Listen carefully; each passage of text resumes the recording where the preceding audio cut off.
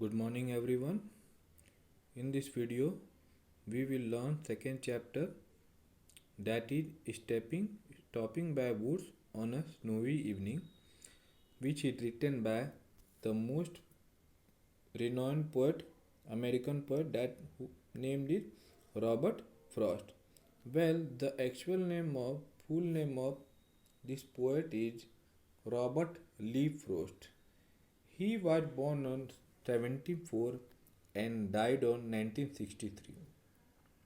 He was an American poet and he was well known for the depiction of the rural life in his poem. And one most important thing that we should know about this poet, that is, this poet always used simple words to write in his poem. This poet always used simple words in his poem so that everyone, each and every people will will will understand the poem.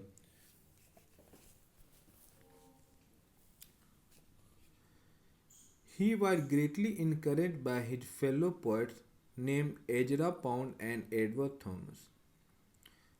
Robert Lee Frost was also an English teacher and he was also been awarded numerous honorary degrees and 4 Pulitzer Prize. Pulitzer Prize when someone someone did something extraordinary in literary field, that person will be awarded Pulitzer Prize. Now I am going to recite the poem. After that I will do summary of this poem stanza by stanza. First stanza. Whose woods these are, I think I know. His house is in the village though. He will not see me stopping here to watch his woods fill up with snow. My little horse must think it queer to stop without a farmhouse near. Between the woods and frozen lake, the darkest evening of the year. He gives his harness bells a shake to ask if there is some mistake.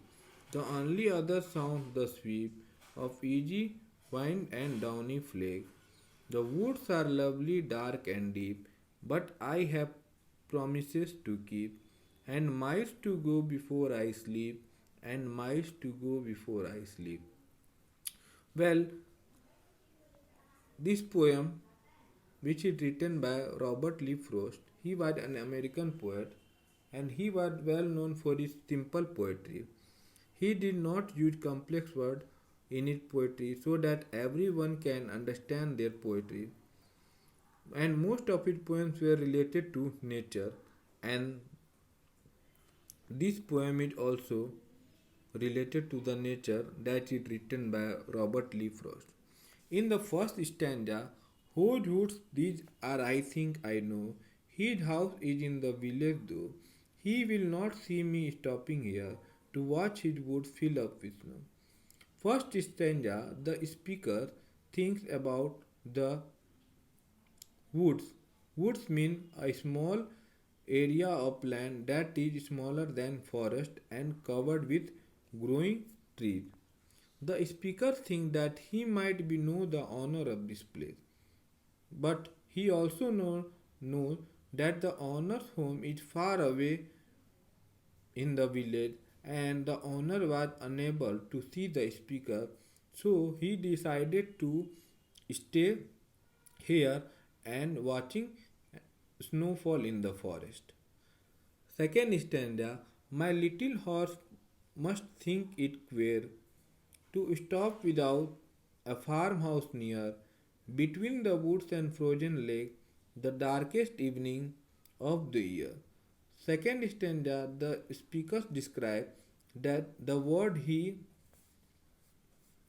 sorry the speaker described that he has his little horse and his horse must be thinking that It is something strong, strange to stop here. Even there is no sign of any human being, and also the speaker and his horse were surrounded by the forest and frozen lake, and also it was the darkest evening of the year. Third stanza. He gives his harness bells a shake to ask if there is some mistake. The only other sound the sweep of easy wind and snowy flake. Here in this line, third stanza, first line, he indicates the word indicates for the his little horse. In the third stanza, he said that the poet used the word he for his little horse, who was checking his harness bell and asking that if there was any mistake by stopping, and the other sound that is listening that is coming from that was beside the ringing of these bells is that snowy wind and snowflakes. Last stanza I am going to explain, that is, the woods are lovely, dark and deep, but I have promises to keep, and miles to go before I sleep, and miles to go before I sleep. In last stanza, the speaker finds the woods lovely, but suddenly he got remembered something. He had made some promises to keep, so he wanted to stay and rest, but then he realized he has to go many more miles to reach his destination. That's why he didn't stop and continuously go through the his destination. So this poem describes a forest scene from the perspective of the narrator. Narrator means a person who tells the story, the speaker who is riding through the woods with his horse. So basically, the poet Robert Lee Frost used simple words to write this poem, and so that everyone can understand the poetry. And most important thing that Robert Lee Frost always always write the poem related to the nature, because he loves nature. And one more most important thing that in this poem, we what is the rhyming scheme of this poem? Well, first of all, we will know that how do we identify the rhyming scheme. Rhyming scheme, what is rhyming scheme? Rhyming scheme is the pattern of sound that repeats end of a line or stanza. Okay, in this poem there are four stanza, and each stanza consists four lines, and so we need to pick last word of each line. So last word of each line, that is snow, though, here, snow, no, though, here, snow. So first line of the last word and second line and also fourth line, when we pronounce the word that is snow, though, snow, all these three words, the sounds are similar. So we write the pattern A, first line A, second line A, and fourth line A. And for third line, it is the sound is different. So that first line you need to use the we need to write B. So the first stanza of first stanza, the rhyming scene is A B A. Like first stanza, second stanza had also A rhyming pattern.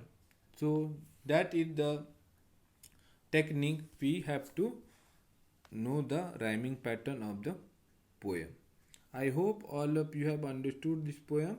Any problem in this poem. Any problem in this poem, you can ask me. Comment on the comment me on the YouTube in this video, so that I will tell you the answer if there is any problem related in this poem. Thank you.